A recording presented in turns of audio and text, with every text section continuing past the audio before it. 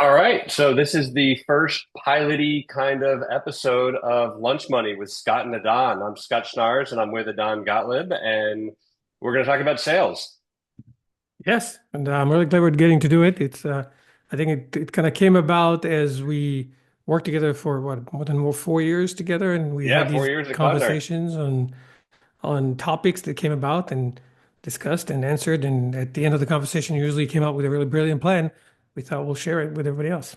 Yeah. I mean, one of the things that I love, like when you and I first met, and I tell people this story all the time, Edan, when you and I first met, when you were interviewing me for the job at Cloudnary, you asked me the question, what do I think of proof of concepts? And I kind of hemmed and hawed, and I went, you know what, proof of concepts, they're interesting. You should charge for them. You should try not to get out of them. And what was the thing that you said? Well, I don't remember which brilliant one that one was, but usually my answer to that is that depends on what concept you're trying to prove.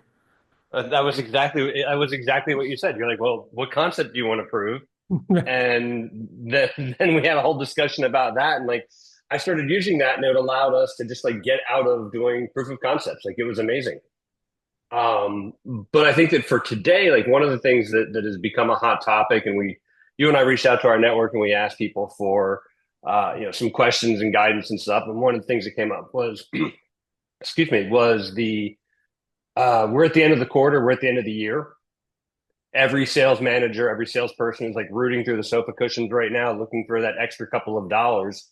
Um, but we've got 30 days left to go in the year, like 30 selling days left to go in the year. Like how do we, if you're staring down the barrel of a gun where you're not making your number, how do you go about making that number at this point with truly 30 days left to go? I mean, we're at Thanksgiving, we've got Christmas holidays, blah, blah, blah, blah, blah. What do you do? So I don't think it's just about the people that don't make your number. I think it's for everybody. There's basically three things you have to, as a revenue leader, even as an individual account executive, that you need to focus on, and actually in a very certain order. First thing is maximize what you've got. What you've got is what you've got at this point. Got to maximize it. I'll talk about in a second how to maximize it. The second thing is probably forecast accuracy. Make sure that you're accurate in what you deliver. And the last one is set up your next quarter.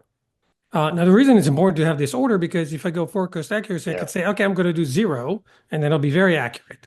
And so you first have to go maximize your numbers, then you go for forecast accuracy, um, and then for setting up the next quarter. It's important because one of the things I remember again from us and I think it would be an annual ritual that we'll get into kind of mid-November, and you'll come in and say, well, pretty much what was your awards usually? It's like now it's like claw and scratch and see what you can get, what you've got. And Yep. there's a nuance here of people shouldn't be feeling like they're a victim at this point. It's not. It's about maximizing what you've got because you've got stuff. So how do you go maximize what you got? There's three things to do. All right, you got the deals you got in the pipeline. Got to look at each of them, and we can talk in a second about what you do with them, and figure out where they're at and closable and where they're at, and kind of work them out. Also go look at your whatever definition you have for pre-pipeline, whether it's your SDR pipeline, maybe it's your lead gen, demand gen, wherever it is, start looking at those and see if there's things you want to pick out of there and pluck it out and work them out. And last is you look at your Q1 and say, what can I do or ready for me to kind of pull forward? Now, how do I know to play? How do I play all of them? One and a half critical things. Uh, you need to understand what needs to happen for this deal to close. This is the most important thing in every deal, more so now. Yeah. Then you can answer the question, can it fit within the time frame that I have left? Now, the interesting thing here is, by the way, with the end of year, end of quarter, sometimes the what needs to happen for the deal to close can be, compromised or changed because of the time frame. And if there's things going on the other side that they want to get it done. But that's the question. You got to answer this question of like, what needs to happen between now and what needs to happen for this deal to close? That's the question you have to answer. And I think you have to ask that question to your prospect as well. Yeah. Like, it's one thing for me to like do some introspection. It's another thing for me to pick up the phone and say, "Hey, Don, like, I know we were talking about closing this in January. Is there any world at all that we can get this done by December the 15th?" And So, so then it becomes a really binary process. and that's exactly it. You have to connect to your prospecting and champions and do it. And there's three scenarios. There's good, there's better, and there's best. Right. The good Yeah. one is you call them up and say, okay, guys, what need to happen for this to happen, by the end of the year, or what needs to happen for this to close, and can we fit it in by the end of the year? The better one is that you go to them and say, hey, guys, these are the things that usually needs to happen for this. And you go and kind of outline the process of what needs to happen. How does that match with what you guys have to get done? And the best one is if you go through this, here's what needs to happen. You kind of align and you can say, okay, if this is what we're going to do, can we get up a meeting with the executives in charge and present it to them that, hey guys, this is what we're going to be doing. Our intention is to get it done by the end of the year. We still have to do it. It has to get proven, but for everybody to be on the same page that this is actually what we're trying to do. And that will be your best one, because then you really set yourself up to Right. everybody agrees. You still need to prove, and you might need to do proof of concept, and you do whatever needs to happen. You need to kind of make sure that everybody agrees that if this thing and this thing is happening, then it's good. Um, Maybe one last tactical thing you have to be really aware of, especially as you get into the holidays. Because the holidays has this thing of like, well, nobody's around. There's some people around. It's actually a very good time to do stuff and get stuff done if you know who's around. So you have to preemptively And you know what know the who's, process is. and you know what Like the process. everybody, like we all have phones with us. Like I'm not like completely Yeah. inaccessible. I mean, I hope I am a little bit, but you know, But if it's important on the other we've all side, had people sign. Yeah, we've all had people sign deals from the ski lift. yeah. And by the way, people will have motivation on the other side. Again, I feel really bad because everything is three right now. For probably one of three scenarios, right? One is this is critical for them to get done because this is something that they have to do. Um, Two would be because there's an MBO rate, or they make money out of this one, or it's important for this thing to happen for kind of a larger cause. And three, and those are interesting and sometimes fun companies to work with. They're trying to set themselves up for next year because anything that got pushed to Q1 doesn't happen on January 1st. So if they want to Right. launch the year with these things in place, they're going to have to do it. These guys usually are not better motivated, but operate differently because they're thinking ahead versus just trying to get something done, which is a very different kind of emotion. But if you have these things happening on the other side, then you need to say, hey, who's around and can we connect with you? By the way, end of year and vacations, and with decision being made now more of in a committee, you got to make sure that the other people that need to sign it are around. We had a few deals that we had this. Oh, it was all great. Yeah. Then we found out the CFO needs to sign. Oh, she's already in the Bahamas, and then we're stuck. Yeah. Oh, you're chasing the CEO down on the beach. Yes. And and again, like part of the thing of being CEO is like sometimes you got to sign contracts when you're at the beach, and sometimes you can say fuck off. Like I'm the CEO, I'm not going to sign this until I get back. Like so, you have to find the right CEO too. And this goes back to the kind of the best scenario I said. If you can do that, Yeah. say, here's what needs to happen, and we all know. And I started with, here's the process usually happens. Let's pick which ones are important to you. Now let's go present to all the constituents, all the executives, whatever we want to call them. Everybody's on the same page. They know they're expecting it. And it's like, oh, it went through so you're not surprising anybody. Yeah. Now, one of the things that does come up, and I'm trying to figure out, like my last company, for example, was so bad about robbing from the future quarters and then not great at backfilling. What we're talking about here in a lot of cases is robbing from future quarters. What are your thoughts on how do you rob from future quarters? And at the same time, sorry, I'm getting weird alerts from Zoom here. How do you rob from future quarters? I guess we're really going to be stuck to 20 minutes, apparently. How do you rob from future quarters? And how do you make sure that you're backfilling at the same time, right? Because like this has to be push and pull from both departments, right? You've got your Yeah. demand gen department that if you're robbing, if you've got 10 deals in Q1 and you're taking two of them out and now you only have eight, you're clearly going to miss the number in Q1 now. So how do you make sure your demand gen team is constantly backfilling for that group and so that you're not robbing yourself?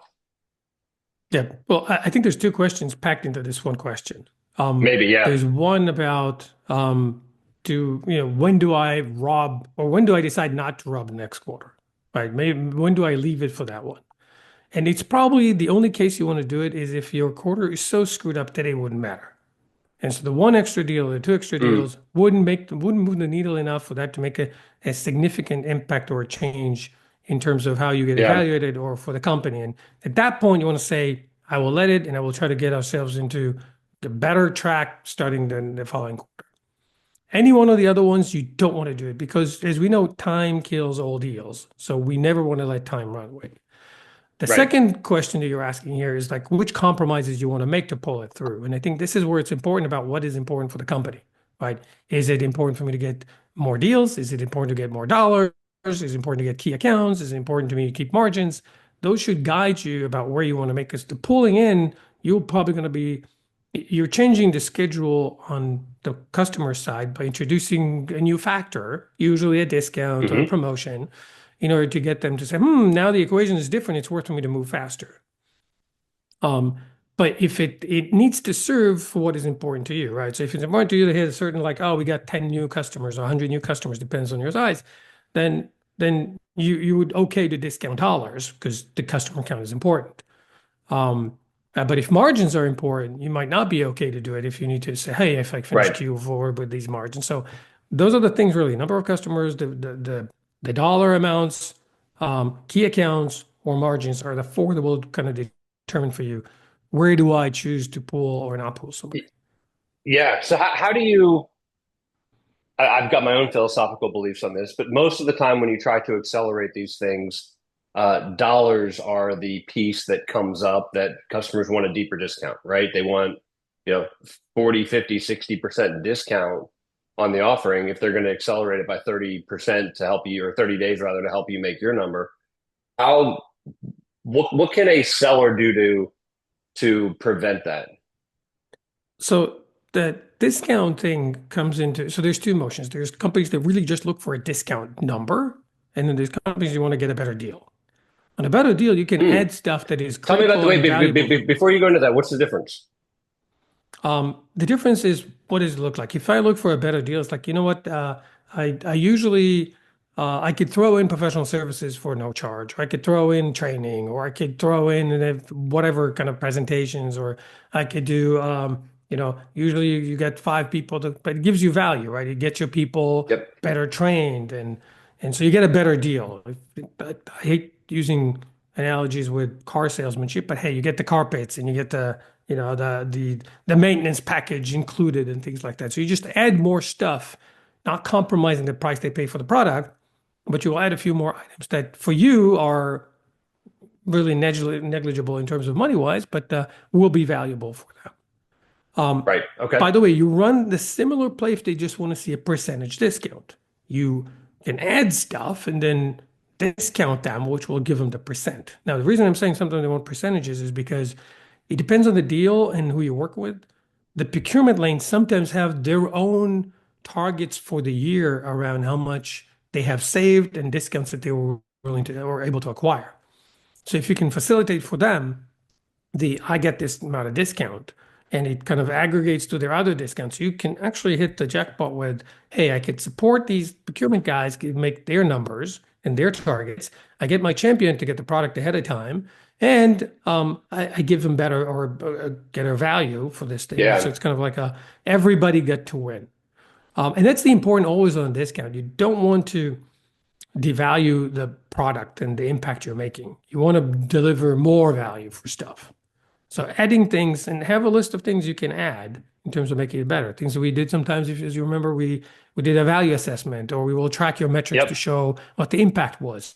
Things that was valuable Yeah. for, or that were valuable for the customer. Yeah. Um, I agree. but that's I how I think want that's to play interesting. with that. Now, there is also the extremist of like, I got to give a discount. Again, you go back to the rules. It's like, what's important to me? The dollars, the number of customers, the margins, or the key accounts. If I need a key account, I wanted to get, Yahoo as my customer, and it's really important for me, discount. Yeah. Yeah. Just make it attractive Yeah. enough for them to pull the trigger 30 days early. One last Um, trick, by the way, you have in your bag of tricks. yeah, That please. happens Because in we're the almost out end of of the time here with year. our Yeah. free Zoom Our call. free Zoom tool. Yes. Um, is that the end of the year gives you an opportunity to play around in the contract or with how do you negotiate between when they buy and when they pay, right? So they can buy it in Yeah. Q4, and you can even with a net 15 or a net 30, all of a sudden they're tapping into next year's budget. And so you could play budgeting plays around that one and help again, your customer and yourself at the same time be able to kind of balance between these 2 years. Yeah, Um, and I guess like that goes back to like another. I mean, I guess it's kind of revenue, but then another lever that you can pull is cash, right? If the goal is to get yep, cash, it's like, hey, we'll give you the discount, sign it now, pay yep, immediately. yep. And when I say dollar, when I talk about dollars, you're right. It's a good distinction. There's the dollars for just the revenue recognition. There's dollars because I need the money. And if you're a Right. smaller company and you need the money, it's okay. Compromise it. Sell your soul. Maybe not that bad, but Yeah, let's not go that get much. that Yeah. money. All right, Unless there's cool. value Well, we have added in your soul, and if you can make a significant right. impact Well, with. not neither of ours. So, No. well, this has been fun. I mean, we are at our almost at the 20-minute timeline that we permitted everybody. We're actually not. Like, I got to figure out like how long does Zoom let you record? Because it seems like we've only been recording for 15 minutes and it says our time is up. So Yeah. I'll And have to figure that one as we out. said, we're going to figure out exactly the combo of how this thing would work. Yeah, And this is kind of our pilot run on how to answer the questions, how to package it up, how to deliver it for all you guys. yeah. Um, and if there's any follow-up questions on this topic, just feel free to post it there or send us directly. And we kind of love that kind of a conversation and banter and I love it. Let's make it happen. go close Good some stuff. deals. Thank you. Yeah.